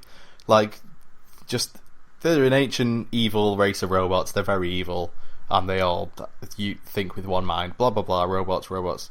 But they're cool because they will send 8 guys at you at once, and they'll just lumber towards you. Yeah, and it's fun to take out big packs. That's where that's where I had fun in this game, when it dials up the difficulty with volume of enemies and not here's a bullet sponge, which every boss in this game is just a bullet sponge, boring as fuck. When it sends 10 guys coming at you, that is fun. That's gameplay. Yeah, that makes you want to keep playing. Yeah, being able to use your weapons, your specials, your grenades, and all the rest of it. Again, because there's a ton of enemies in there, is definitely way more. It's where the game needs to do loads more of. And if you bump up the difficulty rates, if you push them up into the level 22s and 24s, there are more enemies in on those missions, and they're a lot harder to kill as well. So you do need to rely on the other members of your fire team and all the rest of it, and you do get to just have a lot more fun with devastation because there's so many more enemies in there. So this game really, it does, once you go beyond 20 and you can push into those heavier strike missions, the game does become, it does shift the way it plays fairly significantly in that sense. It just becomes a lot more intense because of ramping up the difficulty and the number of enemies. And that's really where they're kind of, a lot of things I've read since from Bungie especially have been saying, the game changes when you hit level 20. And it's almost like they're saying, the up to 20 thing was kind of there for the story-based missions, but really we want you to just, once you've finished with that, we really want you to be doing all the strike stuff and all the raids, which are now level 26. The first raid opened yesterday, which is you've got to be a level 26 and you've got to have a 6-man fire team, which you put together yourself. There's no matchmaking on it. So they're really trying to push the social aspect and the difficulty aspect of the game to keep you playing and to keep you leveling up. And for me, that's kind of working. It's not going to be everyone's cup of tea, but for me, it's kind of compelling for me to keep going through. I like the collect business of getting engrams and upgrading your weapons and your armor, using the XP to max out weapons that and gear you're going to discard straight away because you get more sapphire wire if you discard something once you've maxed it up, so you equip that before you turn in your bounties, because that's what then gets leveled up, is what's equipped, and little bits like that. And so I don't know, that kind of constant trying to get the next thing and trying to find something else is for some reason keeping me in the game. And I do just like buzzing around on the Sparrow, jumping out when there's some other Guardians that just happen to be in the area and helping them out, or stealing their kills quite often. That is one problem actually that is definitely a problem in the game, is when you're on a story mission, even if you are doing that story for the first time, there can be other Guardians who are either on the same story mission themselves or they're just wandering around doing their own thing, who can wander into an area and they can be way more powerful than you at that point. And they can just wander through and blitz all the enemies in 10 seconds, and then you wander in behind them 10 seconds later and everything's dead. And you're like, well, there's now no challenge for me in this area. I can either hang around and wait for all the enemies to get dropped off again in drop ships, or just carry on through the mission, and I've not really done anything. That is definitely a problem, that interaction within the story missions, because obviously you're going, well, it just removes that whole part of the playing through the story. It's well, that's them trying to have their cake and eat it too. They want it to be MMOE, but they want everyone to have a story experience that's all their own. But you can't really have both. Like MMOs don't work for that, because you'll get to the area where this one guy that everyone's trying to kill is, he'll spawn, whoever gets the last hit on him gets the quest item or whatever and runs away, then everyone has to wait for him to respawn again. That's MMO. It doesn't really work as well in Destiny. They do the thing where, when the screen goes black and you can't respawn, everyone gets separated out and it's just you in those, or your fire team or whatever. Yeah. But that's about as close as to an instance as it gets. I mean, I do like the game. I played it up until level 20, and I'll play more just to see more of the strikes. I don't hate the game. There's something about getting loot, even if it is shitty loot. There's something about leveling up in a game, even if it is leveling up lamely, that will always grab me. I love leveling up. I love getting new weapons and trying them out and upgrading things. That just will always press my buttons. But that's me too, and that's what they're relying on to keep the game going until the next story bit is released. But I don't think it's a good game. I think it's good enough for early September when no other games are out. It's good enough to grab everybody. It's out on new consoles and old, so everybody can get it. And everybody's sort of been hankering for a game for months that everyone can get into, play with their friends. Yeah. I think if this were coming out in a few weeks, like when FIFA's already out, when Call of Duty's already out, I don't think it would have done well at all. But Right. that's my opinion. I'm obviously just conjecture because there's no way But we'd ever know Gareth, for sure. sorry, Yes? I just need to talk. What do we need? There's all these games like Titanfall, Destiny. They're all good games. They're fine. But what is it they're lacking? What's the magic that we've lost that we need to recapture in these games for people to just say, wow, are we going to ever see another Call of Duty 4? Are we going to see another Counter-Strike? Are we going to see another Team Fortress? What is it? We're talking about what we don't like, but what is it we need to see to bring that magic back that seems to have been lost? Titanfall, we said it's brilliant, you can't fault it, but it's just gone. Like, no one's talking about Titanfall anymore, where technically it's a fabulous game. What is it missing? Titanfall suffers because there's no meat. Like, Titanfall is a game that plays fantastically, but why? Like, why would I play it? I mean, it's fun for like a round, but then there's no incentive to keep playing. But the thing is, every game used to be like that. There was no point in it. Like, we're talking about Mortal Kombat, Street Fighter, stuff like that. We play them because we enjoy them, not because of that. But no, you play Mortal Kombat to get better, to whoop your friend's ass at Mortal Kombat. But surely Titanfall's the same thing. No, because nobody cares in a 6v6 game if you get a slightly better kill-death ratio than somebody else. That's not compelling. It's like, I'm going to get Smash Bros, and I'm going to play the fuck out of it so I can kick the shit out of people at Smash In the Bros. arse. Yes. Hard. And speaking of Smash Bros, I have played Smash Bros for the 3DS this week. No, you haven't. It's not even out. They released a demo So week cheeky. in advance, Go on. and I've been playing it, and it's not very good. And it kind of broke It's my. not very good. It kind of broke my heart, Rob. Oh, mate. My heart is broken by subpar Smash Bros. Well, I'm looking at Forza right now, Mm-hmm. and it looks incredible. Wow. I can hear the engine. Mate, it's so smooth. Are you And playing gorgeous. it, or are you just looking at it? Yeah. Oh. You want to see this, Don, if you didn't have a PlayStation 4? I've heard it looks excellent. It looks like smooth shit running down a window. Oh my god! No, that's how slick it is, not what it looks like. Like, you can imagine it. I unfortunately can. Yes. One thing about Destiny I didn't mention was the Crucible PvP stuff. And I'm finding that quite difficult because the maps I don't like. I have played no PvP because I can tell from the way that game plays PvE that it's not going to be fun at all. Mm. I find the gameplay unbelievably boring in Destiny. Nothing about it's satisfying to me. Like, I don't know, I don't feel powerful at any point. Like, I'm going back to the earlier areas to do bounties or whatever. Yeah. And, like, I'll have my super powerful hand cannon, and I'll shoot a level 2 Vandal in the chest, and it'll take his health, like, 80% of the way down, and it's like, how is that not a one-hit kill?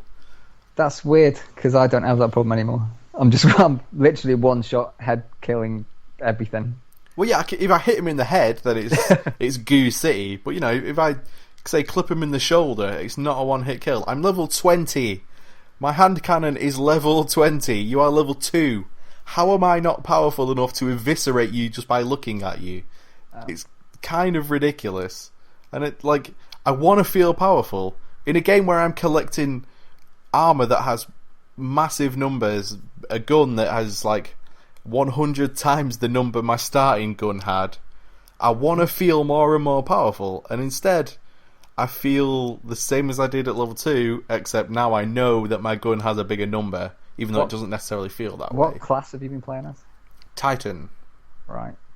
See, that's the other thing I've yet to do, and the other thing that's going to keep me in the game is playing as the other two. I played through as a hunter, so I'm going to play as a Titan and a Warlock.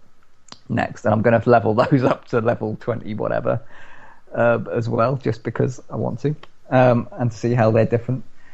But have you the subclass for the hunter is the blade dancer subclass, which once you power all that stuff up, from what I can tell, you do a lot more close combat stuff with your dagger, which makes you a lot more powerful close combat, and you can take out a lot more enemies really fast and chain damage stuff, which seems a lot more fun than just having a dagger you throw and then you have to wait for it to charge up. But that said, I'm still the actual gunplay mechanics work really well for me, and I still love just shooting stuff in the face all the time. It just has not got boring for me doing that at all, and just collecting stuff like you.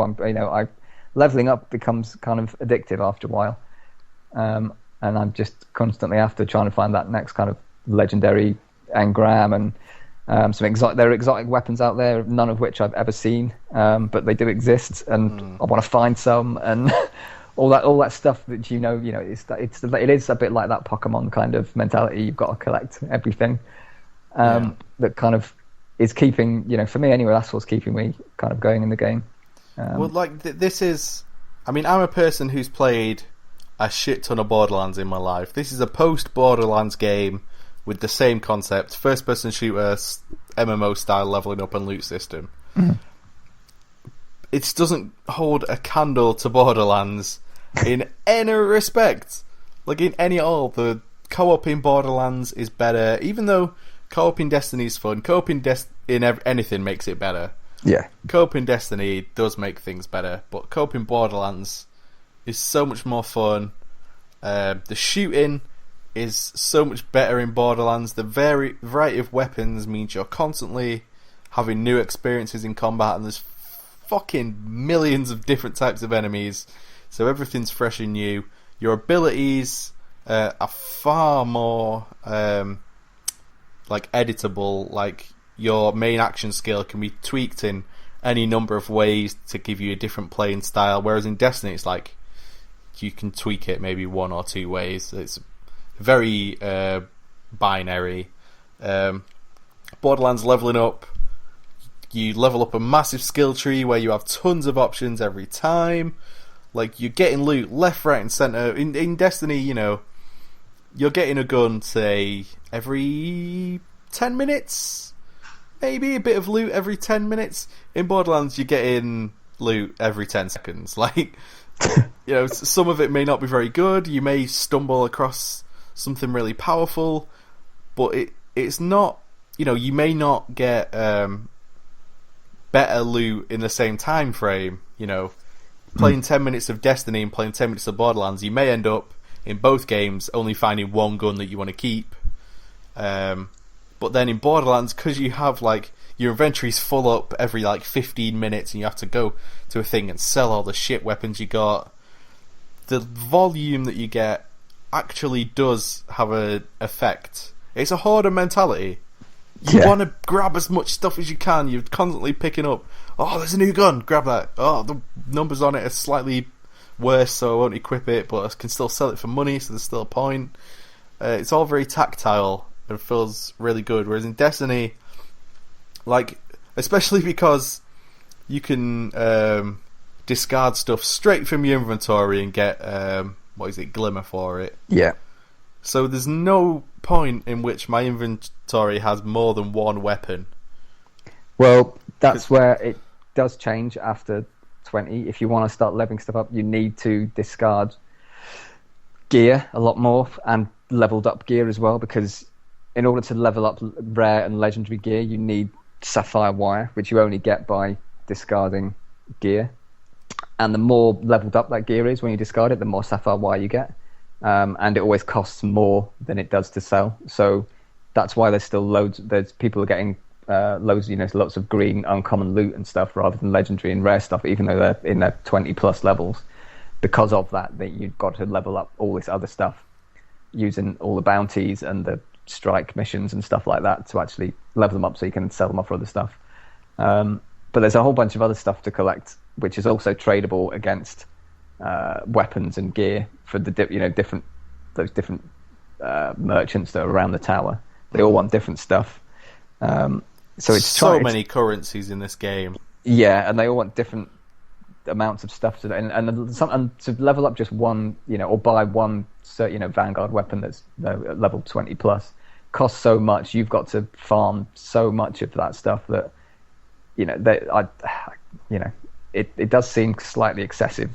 But then if they didn't do it that way, everyone will be maxed out level 28 with the most powerful weapons ever available in the entire game within a week. That would be literally everybody. Oh no, then everyone would feel really epic and be having loads of fun all the time.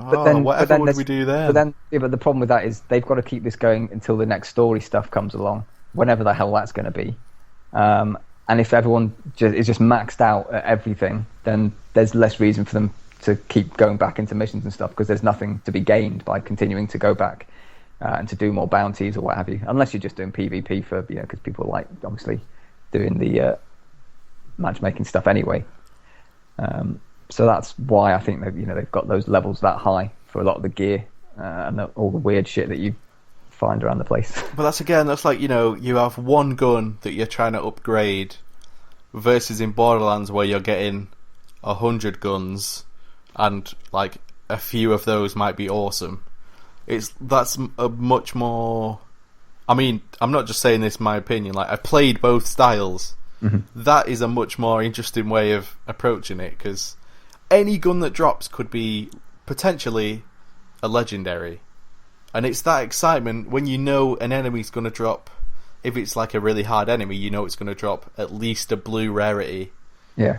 There's the chance it may, like 0.5% chance or something that it might drop a legendary.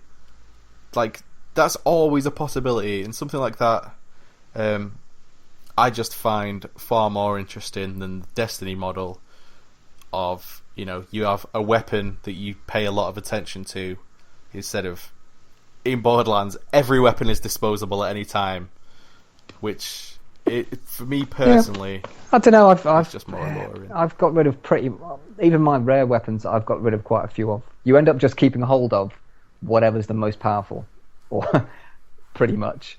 But then if something else more powerful comes along, which inevitably it does, but normally you've got to have leveled up a little bit more until you start getting those ones that are, you've got to be a higher level to use the higher level weapons, obviously. So you've still got to spend some time doing bounties or doing crucible matches to level up enough to then get the actual, the more powerful legendary weapons. So I mean, I think I've discarded pretty much everything except to, or what I've done is maxed them out, leveled and then sold them off so I can afford. Yeah. I'm currently just stockpiling, as much loot and shrapnel or whatever the hell it is, that metal stuff that's lying around the place. Spin metal or whatever it is, yeah. Sapphire wire and all that other stuff. I'm just kind of stockpiling as much of that as possible. So eventually, when I do find another weapon that's better, I can level that up. I'll have enough, to actually, max that weapon out at some point. But yeah, I'm kind of holding on to one weapon at the moment, but of the main one primary weapon. But the other two weapons, I'm kind of, even though they're rare weapons, I'm just powering them up, and I've only kept hold of them until I find something else. Yeah, basically throughout the whole game, I've had hand cannon, pulse rifle, and then a heavy machine gun. Yeah. Throughout the entire game. The only time I switch a weapon is if I find a better hand cannon. Like, even if I have, like, a scout rifle that does 10 more damage per shot, it's not my hand cannon. So, but isn't it better that you feel like you've formed an attachment with that weapon? But I haven't. I'm just waiting for a hand cannon with more green arrows pointing upwards next to numbers. Yeah, but you still want to stick with the hand cannon, though. You're not going to trade it for a scout rifle or whatever. Well, every hand cannon is the same. It just may have slightly more recoil or something like that. Yeah. Whereas, like, in Borderlands, there's a shit ton of pistols. There's, like, fully automatic pistols, and there's ones with a fuck ton of recoil. There's ones that'll fire out explosive shots, and they'll behave differently. Yeah. I think you might find, as you start collecting the rare weapons, they have more abilities like this. They'll have, as you level them up, each one has got a different ability. It's very similar to what you've just mentioned. So I think as you start farming stuff or going through more the post 20 missions and strikes, and you start finding legendary engrams, you might start finding that will happen a bit more. So I don't know. We'll see. Well, I'm going to play more of it. I don't hate it. I think that's the takeaway here. Is I don't hate it. I don't think it's good, though. It's probably like a 5 out of 10 for me. Wow. With the 5 being just enough of a 5 to keep me of playing all the way to the end, and I'm going to keep playing more of it just because loot and leveling and upgrading are 3 things that will keep me coming back to pretty much any game. True. Definitely try though and get into some fire team stuff on the strikes, and just start playing through those and just see how you get on with being part of a fire team, and if you find that a bit more compelling. Plus, I mean, you're going to start using that to level up anyway, so it's a useful way to level up and find more legendary gear. So yeah, I've played a handful of strikes, and in general, the quality of people it's teaming me up with is very low. They're just idiots, man. They're like, two of us are dead. That person will just leg it at the enemy boss. It's like, no, sit still, just chill out for like 30 seconds. It's fine. But yeah, that's really annoying. I think there are some members of the Gamecentral group who are playing it on 360. Right. So I might try and get in with them at some point, but we'll see. Yeah, definitely. Add it as a clan as well. You have to do it from the Bungie website. Oh, that sounds really cool. Which is really annoying. But you have to actually... You've joined the group, but you actually have to set that as your clan for some reason on the Bungie website. And there's some stuff where you can only complete trophies and stuff if everyone in your fire team is a part of the same clan for whatever reason. But yes. Well, there you go. I think there's Destiny. So yeah, you're probably pretty happy that I don't hate it, but no, I did. I expected you to completely hate it. I knew you would not like the story because I didn't really like the story that much. There's no story. Stop saying there's a story. You're really misleading people. Well, what do you want to call it then? The campaign missions? Because it's not really a campaign, because it's just the beginning. It's just that's his biggest flaw for me, is the fact that it is just a beginning, and they need to bring more of those story elements in. Don, and actually add. I would have loved a beginning. What we get is not. It's like if the entire storyline of the Destiny universe is, say, on a 100-point scale, we got, say, 36.2. That's where we are. That's the entire game takes place on 36.2. We've missed the beginning. We don't know what's going to happen after that, and this is a really inconsequential point in the story that makes. Please stop talking about Destiny. You two have been talking about Destiny probably longer than any of the Bungie people at their board meetings. Definitely, we thought more about the game than the people at Bungie did. You have, and it's been nearly an hour, and I commend you both. Really good. But do you think that there should be a time where it stops?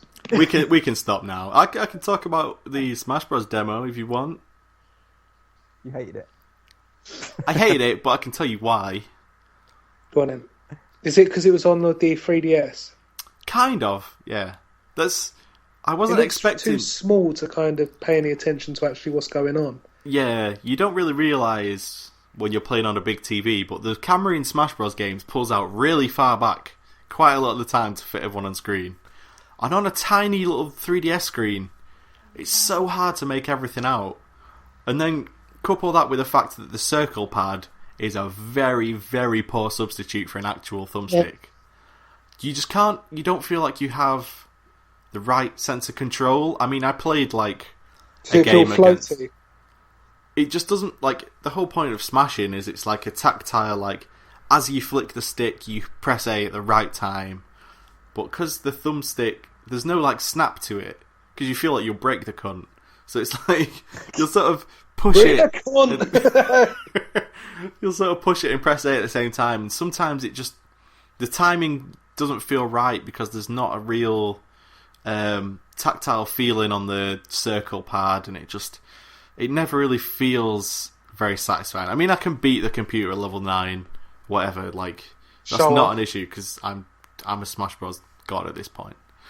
But it's just fundamental things like the demo, even though it is a demo, there's absolutely no selection of any options of any kind. Like, I just wanted to, like, there's basically two types of matches in Smash Bros. Timed matches, where you just play for 2 minutes, for example, and whoever gets the most kills wins. And then there's stock matches, where, say, everybody gets 3 lives, and then once they're gone, you're out. And I always play stock matches with my friends. There's not even an option to change that in the demo. You have to play 2 minutes timed. You have to play against bots. You can't put the bots on a separate team to you. Just every man for himself in every game. You can't change whether items spawn, so every game items are spawning super quickly all the time, non-stop. And it's just... It's kind of... You know the way a demo is supposed to make you want the game? This is a demo that's made me not want the game. Which is the opposite of what you want.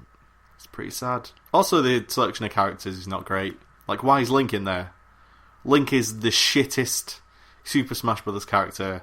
Has been since the N64 one. Shit in Melee, shit in Brawl, shit in this. Link is just not good in any way. And it's a massive bummer that they would put him in. Pikachu's in it. Pikachu's fine. Mario's in it. No issue with Mario. Mega Man's in it. I don't like Mega Man. And the Animal Crossing Villager's in it. I think the Animal Crossing Villager could be fun. But with these subpar controls on a tiny screen, when you only have 2 minutes to face a computer, like, it's just, there's no... You can't get a feel for it at all. And it's a massive shame. And I just kind of don't want that game on the 3DS at all. That's a shame. Made me really sad, Don. Really fucking sad. It was like, I even just wanted to go into, like, a training room just to try out Mega Man and see what all his moves do and how they behave. No training room. You either play against the computer or you turn off the demo. Those are your two choices. It's a really fucking lame way to show people the game. If somebody was like, I wonder what all this Smash Bros is about, I'll just play this demo, they're going to think it's terrible because that demo is terrible. Yeah. And that pisses me off more than anything. Well, fortunately there's a Wii U version, which you'll have to buy a Wii U for. But I'm gonna. But, I mean, that don't come out until probably December. Probably. It's only September. Oh. You'll have to keep leveling up in Destiny in the meantime. Oh, but I'm not looking forward to that. Change your character and start all over again. No. Put your loot in the...